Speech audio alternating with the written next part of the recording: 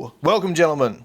If I were to ask you right now, who do you think is the happiest person alive? I reckon a large majority of people would say it must be a billionaire on his super yacht in Monaco, chilling on the deck, getting a sick tan on, butlers bringing him drinks, having a fantastic time. I would disagree with that. I think the broke farmer working just to make ends meet, having a cool beer at the end of the day, is infinitely happier than that billionaire. And let's break down why. To set the frame for this, I want you to imagine a few comparisons here for me.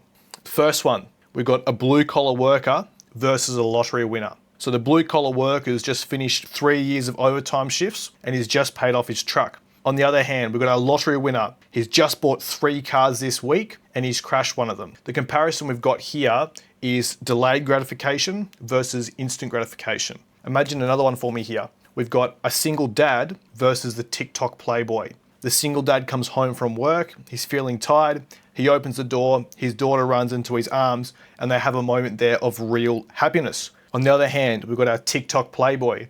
He's got a new girl every week, but through that, there is no real connection ever. So the comparison we've got here is love built over time versus pleasure consumed in nothing more than a fleeting moment. One of the biggest problems we have as humans, which get in the way of living a genuinely happy life, is the myth of constant happiness. As humans, we are not wired for permanent bliss. We adapt to everything around us. That's something called hedonic adaptation. Pleasure without contrast becomes numbness. It becomes your new baseline. This is our baseline here. If we experience pleasure, we experience a low, we experience pleasure, our baseline happiness is going to be the average of those things. If we are living a life where we're constantly chasing cheap pleasure hits, our baseline is going to shift up and adjust to that, and we are no longer going to get any perceived pleasure from that because it is our baseline. Vice versa to that. If we're living a life where we're working hard and we're not getting any cheap pleasure, no cheap dopamine from it, our baseline is going to shift down to that. That's going to become our new normal. And then anything we experience above that is going to feel infinitely better. If we think of a trust fund kid, someone who's never had any real struggle in their life, they're going out to party every night, they're taking all sorts of fun things just to try and feel a buzz. Their baseline is going to be way up here and they have to do all this stuff just to feel normal. If they're not engaging in this off the rails lifestyle, they're going to feel low just living a normal life. And it's not possible for them to go above that and actually feel any real pleasure. You ruin yourself by doing that. All they're achieving there is unlimited pleasure with absolutely no fulfillment. It is not a sustainable lifestyle for anyone to live. But on the opposite side of the spectrum, if we go back to our farmer, the farmer ends a long, hard day with a cold beer sitting on the porch and it hits completely different. Why? Because it's earned. There's a real contrast there. Joy means something completely different if it comes as a product of effort or discomfort. The best I've ever felt in my life, first moved to Thailand, I signed up for a Muay Thai fight in Koh Samui and I got my ass beat in the first 60 seconds of the fight. I got knocked out, it was an absolute fail and I wasn't feeling too good. But instead of just settling for that, I re-upped, I went again the next month and I won my second fight through a first round knockout. And I've never felt such a pure high as in that moment. After the fight, I was walking with my mate along a dark street, sipping a beer from 7-Eleven, and I truly felt a happiness that I had never felt before. And the reason for that was the amount of pain and discomfort and learning I had to go through just to get to that point. Everyone watching this has probably heard of something called the law of opposites. The idea that there's no light without dark, no joy without pain, so on and so forth. It's common saying, what goes up must come down, but it's not just up and down. Emotions in life work like a pendulum. It's not just as simple as what goes up must come down. If you go all the way up here through cheap pursuits, eventually your pendulum's gonna have to swing back the other way and you're gonna go into a state where you're feeling really down, really bad about yourself and really depressed.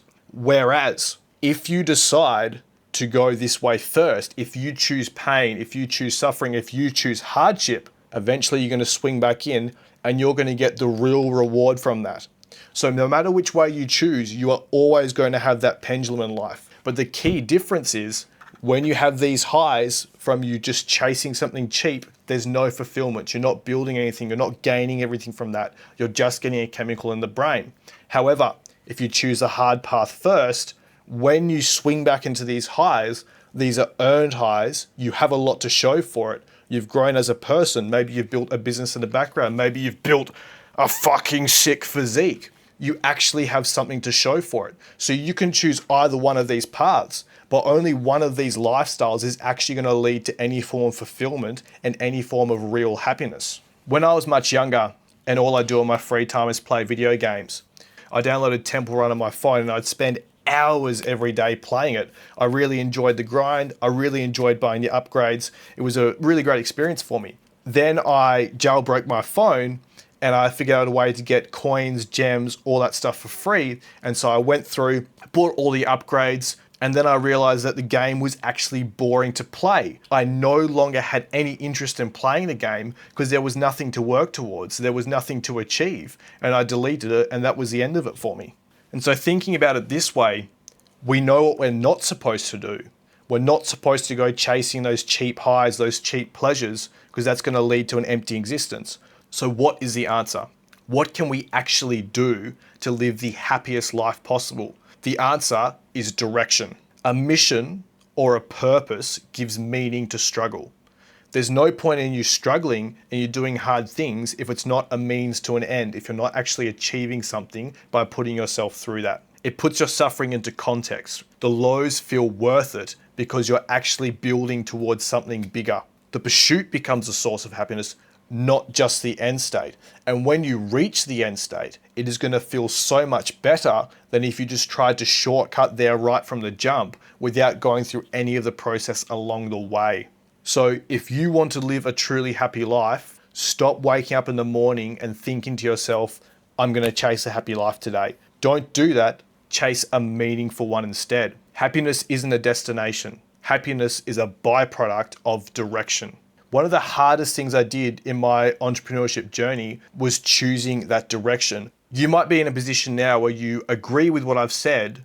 You go, okay, that sounds right. I want to choose the hard path. I want to find a direction and I want to actually work towards something, but you don't know what. Feel free to reach out to me on Instagram, slide in the DMs. We can have a look at where you are, where you want to be, and the best path for you to achieve that so you can actually build some fulfillment and real happiness in your life. When I was 16, I thought to myself, I have to get rich. I have to find a way to live the life I want to live. So I'd start drop shipping for 3 months. I'd build up a store. I'd do all this work. And then when it started to become hard and I wasn't making money, I'd drop it and I'd move on to the next thing. I'd try trading. I'd do the same thing. 3 months of effort. When it got hard and I got frustrated, I'd drop it, say this isn't it, and move on to the next thing. When I came out to Thailand and I met a mate who was in the affiliate marketing space, and we thought we can actually do this, and we built up a company together in affiliate marketing, I decided to myself, this is going to be the thing. This is going to be the thing that I'm going to make the mistakes on. This is going to be the thing that I'm not going to give up on, and I will make this work. And once I had really decided on that direction and I pushed through all those obstacles, that's when the big breakthrough happened. Choosing your direction can be a hard thing, but that's something I've recently conquered. So if you want any help with that, reach out to me and I'd love to be able to help you with that. So I hope you enjoyed this video, boys. Drop a comment, let me know your thoughts on this. Any videos you want to see in future, leave it down there. Like the video, subscribe to the channel, give it some love. And as always, I'll see you boys in the next video.